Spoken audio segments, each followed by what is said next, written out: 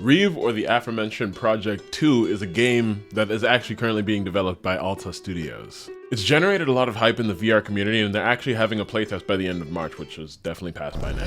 And as nice as it is to see another VR game actually generating a decent amount of hype that looks pretty good, it made me want to dial back and look at ALTA's first project. Now this is a game that I might have mentioned in previous videos, but I haven't really expanded upon, but this is the video where I finally do. So today I want to talk about ALTA's first unfinished project, the game that had possibly the greatest potential that I've seen in a VR game since A Township Tale. Now by all means, A Township Tale is a VR game.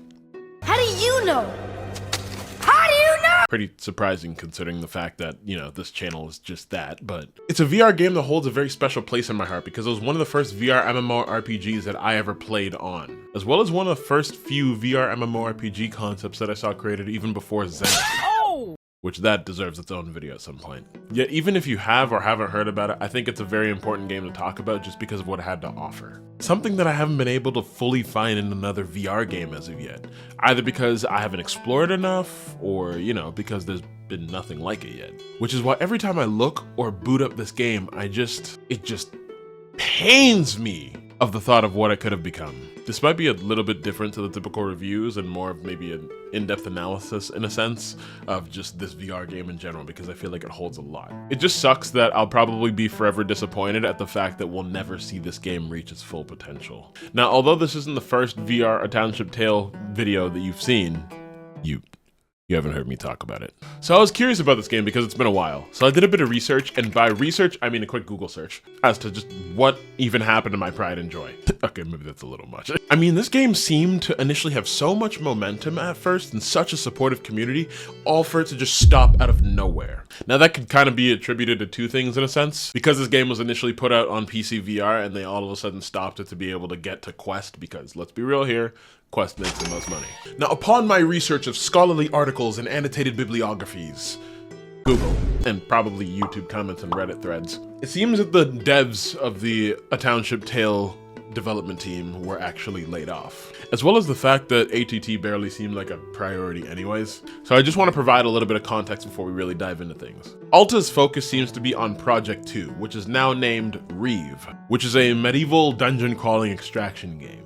Which honestly, like, sounds fun and cool and pretty enticing to me, but it sucks that they just didn't even bother finishing the first project. Like, you would think you finished the first one before you jump into the second one, but fuck me, I guess. So although the PC VR version has been dead in the water, like, for years now, I know that it was farther in development than whatever the Quest was currently on. And even though the Quest made a fuck ton of, you know, sales in comparison to PC VR, obviously turning their attention towards that sort of thing, regardless, now nothing is happening overall. And what's left is just a community holding it together with duct tape and paper mache and rubber bands. It just hurts seeing so much potential being in this state, and although you might not know what the experience is like, let me take you back to what the game offered way back then. This game was released in January of 2016, which, dear God, VR is almost 10 years old and I can't even just... But regardless, it was innovating a lot on the VR scene at the time. So I just about got a VR headset in like 2018, so of course 2 years after development I got to see what the game actually looked like a decent amount of time in development. As I got this new headset, I was curious as to what other games this newfound VR headset had to offer after I played the ever-living shit out of other games that I already had at hand. And a video came across on one of the forums that I've already been a part of. A game called ATT, or A Township Tale, which I heard was free. So of course my broke ass was literally like, abso-fucking-lutely. And what it had to offer at the time was mind-blowing. As I said in one of my previous videos, the games that were up for selection at the time looked like this, and didn't have nearly as much depth in them as what we see today. Now I know graphics don't make the game, but I'm just talking about graphically as well as functionally. It just wasn't really that deep. So to be thrown in an actually well-made RPG had me curious and ecstatic for what's to come. There were so many typical RPGs actually implemented well into this game, I was truly impressed. Things like weapon customization, where you could make anything and everything. And when I say anything and everything, you could make a very long stick with 7 different swords poking out in all sorts of directions. It was ridiculous. If I could, I could start off with a basic sword, you know, where you actually have to craft the handle, the hilt, the actual blade itself, and then combine the two, and you actually went through the blacksmithing process that was actually pretty lucrative and extensive and amazing. It was just something that I'd never really seen before, and as a VR player, you don't get those experiences as well. It kind of gives the similar vibe as when you're playing Kingdom Come Deliverance and you're actually having to craft and blacksmith a sword, so then those weapons that you create hold so much more value than just a typical sword that you might buy at an armory or some shit. Now with all these weapons had different stats, damage types, and durabilities, as well as the limits were quite literally your creativity. There were several different handles to choose from, several different blades, several different hilts, several different everything, essentially. From spears to swords to axes, literally anything, as I mentioned just 10 seconds ago. And because you had to start with these rusted ass materials at first to be able to farm and find better materials, unless you came across a lucky town where people shared your materials, which usually happens, it felt earned to be able to have these sorts of weapons and to be able to utilize them, and you'd take care of them a lot more because you'd work so hard to get them in the first place. The process overall just felt truly immersive. Along with the crafting of weapons, you can craft your gear too, and there's 3 types of backpacks with different carrying capacities and additions you could have. There were also cooking different meals and recipes that would give you certain abilities and buffs, and different bows and arrows that you'd manually have to make. From choosing which feathers you'd like to use to the back of it, to the arrow tip, whether or not you wanted to just have nothing, you wanted to have bone arrows, you wanted to have iron arrows, or explosive arrows. And a few more, to be honest. Yet, you didn't have to be doing this yourself. There were so many elements to the game that enforced role-playing, as well as an in-game currency system that encouraged trading and player-made shops. You'd have the people that decided to take the roles of being a hunter, a gatherer, a warrior, or a miner. Relax, Diddy, not that one. A ranger, a blacksmith, merchant, carpenter, and so much more. In addition to that, all the professions had their own depth and skill trees to enhance their skills, making them more efficient and immersed in whatever profession they were role-playing. The blacksmiths could upgrade their skills to efficiently smith weapons better. The warriors could output way more damage than have ranged slashes after a 3-hit combo. Archers could shoot 3 strong arrows simultaneously if they waited for a charge, all sorts of things. Yet these roles and endeavors were supported by the vast and interesting world that was ahead for the players to discover. Without the incredibly large and in-depth world that was presented to us, these roles wouldn't have been interesting. There was a lot of intersectionality between the world and its players. Players had to learn to work together efficiently to climb the ladders of skills and abilities presented in each server. They had a lush forest with tree enemies and enemy encampments, a vast cave system with combat trials, a procedurally generated forest with lots of loot, and a boss fight in the mountains and valleys with enemies. Loot and several unknown and inaccessible shrines as well. There's a reason for that, because of one specific building that you might have seen in the background of some of the footage that you've been seeing, the climbing tower. The climbing tower has to be one of the most immersive challenges in VR that I've ever faced to this day.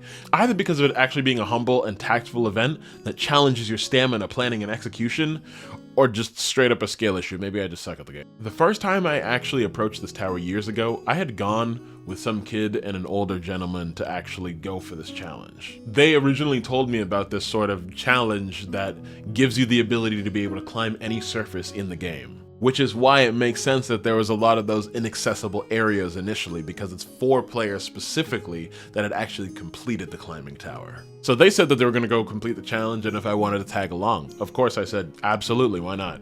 But to get there, it wasn't just a place to teleport to. You actually had to venture through these lush forests and take a decently long journey to be able to actually get to the tower in the first place. So luckily what you were seeing in the background was not just some sort of PNG, but an actual object that you had to reach. So with me realizing this whole nother level of depth, treasure chests being in inaccessible areas, places that seemed too far to climb to, all of it was for this. Along with this, we went through canyons, we went to fight rock monsters, cut down some vines to be able to access different areas, looted, fought different monsters, deer, all sorts of stuff to collect gear on our way to the tower. But then we finally reached the base of a tower, and so our challenge began. With this challenge really tested my resolve.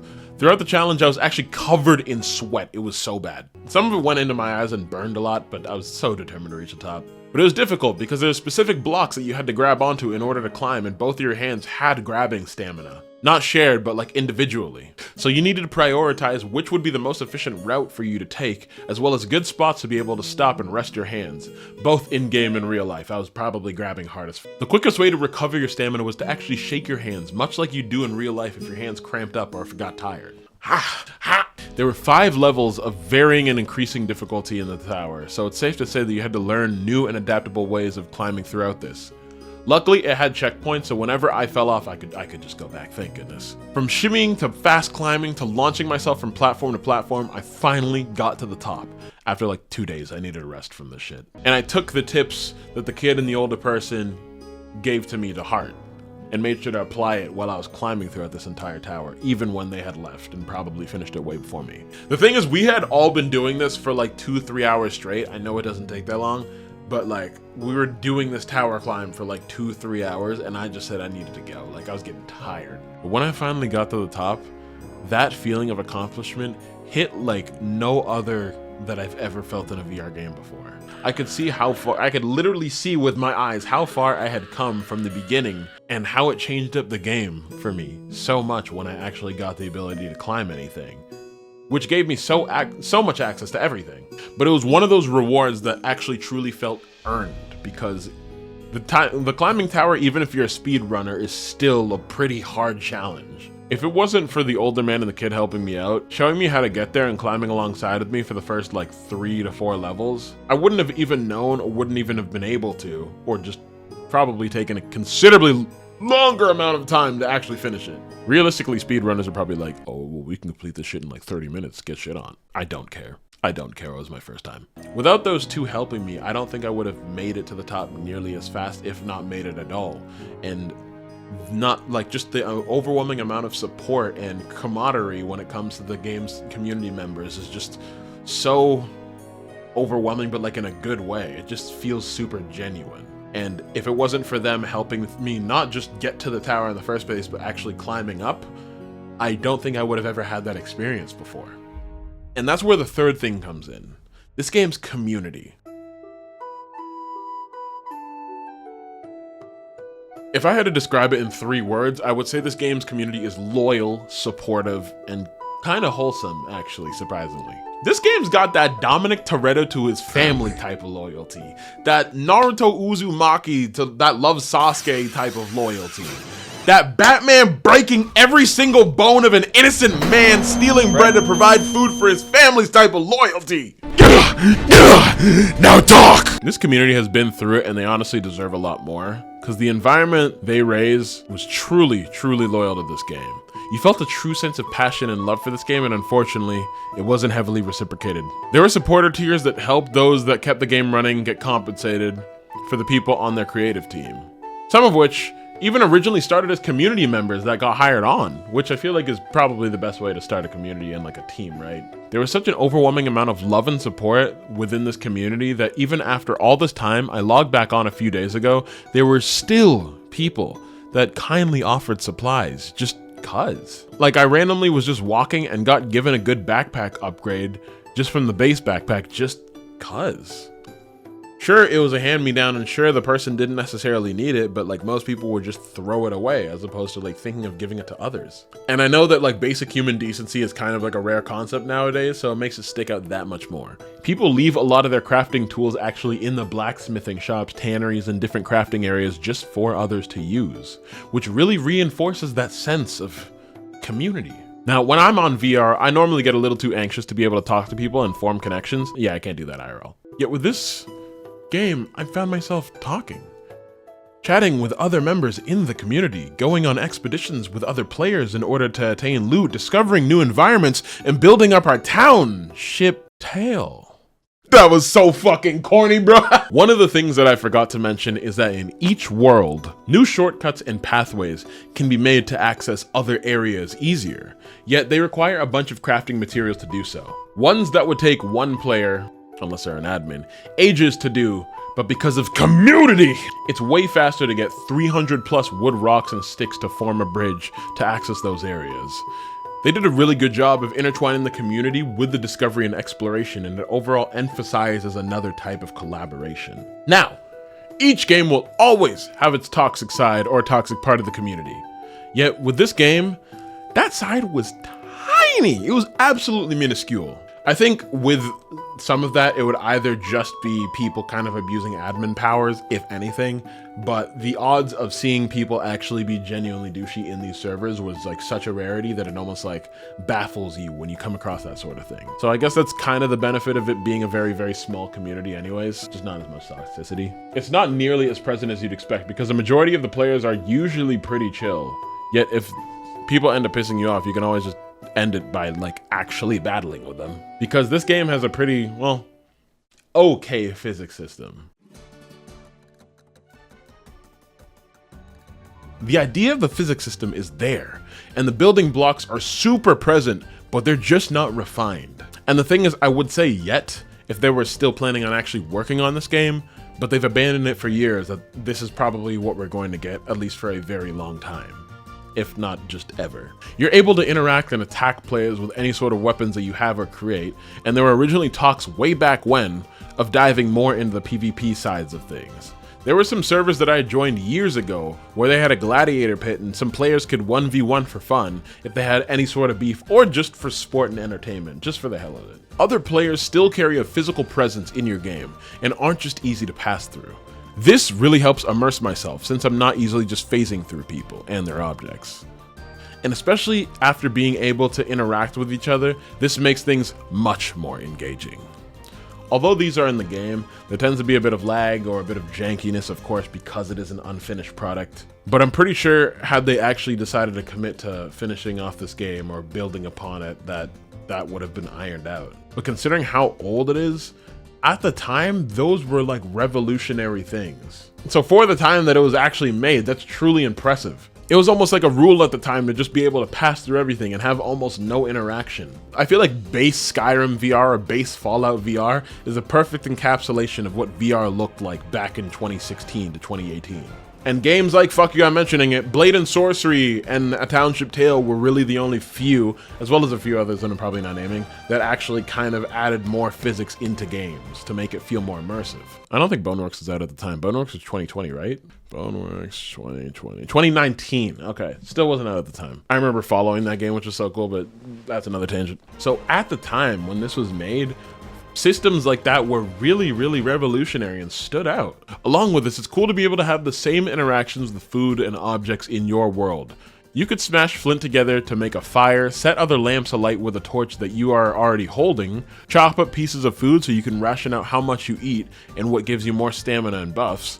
And it's cool to just be able to split an apple into a bunch of slices or pumpkins into chunks to share with your friends if you're running low during an expedition. Now, this is why this game could have been the best. Over all the details that I've already described for what this game had to offer, I already know that I'm not including some of them because it was just that deep. I'd realized there was so much to talk about in terms of how far the game had come since its release, as well as the possible roadmap and potential that this game had to offer. Might I say the potential that actually felt visible in comparison to a lot of games. Hype can usually be a pretty dreadful factor when it comes to the games that are currently being updated or the games that have yet to be released because our expectations can far supersede what the actual reality is. For example, Half-Life 3 could be the greatest game ever made and it would still be disappointing just because it would never reach the hype that it gained over the years. Yet when I look at A Township Tale, this gameplay's roadmap is right in front of you. This game has so many unfinished building blocks that the expectations of what future content could look like felt grounded and realistic. You saw the issues in front of you, directly in front of you, of what could be expanded upon, what could be fixed, what could be perfected. Therefore, you weren't head in the clouds saying like, oh, they're gonna add rocket ships to the fucking game or something. Still getting me hyped, but it just felt like, almost as a community player, I could just see the vision. Maybe this is just a product of how close-knit the community was, or just how interested I was to see this game grow. Or maybe just because the developers actually had something special that they left to die. And maybe I haven't done enough research yet when it comes to VR titles, but I haven't been able to really find any sort of VR MMORPG that's captured a similar feeling that a Township Tale has. Zenith has captured maybe a hint of that or a semblance of it, maybe when it comes a little bit to the community, but it doesn't feel as close-knit. Plus, the game itself and the physics and all that don't equate nearly as much, and now that game's dead too, unfortunately. Video on that later. Nothing has managed to capture me in the same way that a Township Tale originally did when I first played it. And maybe that's just because that was a first-time experience, but even when it comes to the actual gameplay and limitations, I haven't been able to find something that in-depth or built with that much passion before. If you guys know any projects that I don't know of, because I mean, although I am a VR channel and this is a VR-centric channel, there's a bunch of games out there that I know well I haven't played or have stayed ignorant from. So if you have any suggestions, please leave a comment down below. Unfortunately, even with some of the likes of top VR creators like Habi making a video on this, which heavily populated the servers for a couple of days and was also chaotic, it looks like the developers don't even want to look at a Township Tale anymore and instead focus on Reeve, which I'm all for the ambition of going for newer projects, but it does suck to see something so great just be abandoned and not necessarily addressed. Because it seemed like, I don't necessarily know what was going on behind the scenes. Maybe the thought was too ambitious. Maybe the execution was extremely difficult and, you know, they were working on an engine built in 2016. And, you know, to be able to actually get to where they wanted to, they needed stuff built from today, if not the future, before they actually got to the title that they wanted. Maybe their hearts just weren't in it anymore. But what sucks is that there was just no communication with the community whatsoever, which kind of just put the final nail in the coffin anyways. Well, besides the fact that they decided to just move on to other things while leaving that alone. It kind of sucks that they still had supporter roles and, like, paid positions for people to be able to still put money in their pockets, but they're not even doing anything with the game for the last 2-3 years longer. As unfortunate how it is, I'll probably jump into this game once every 6 months to a year just to kind of reminisce on what could have been.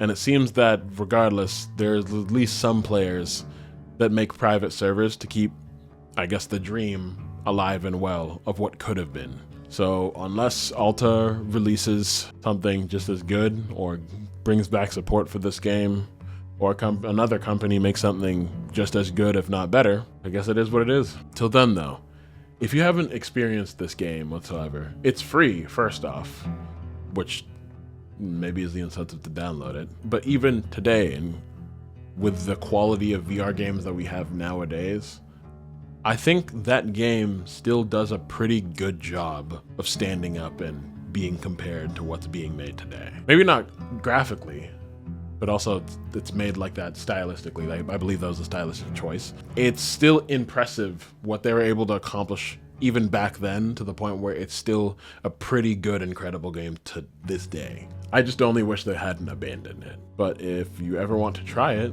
that game is free. This is not a sponsor at all.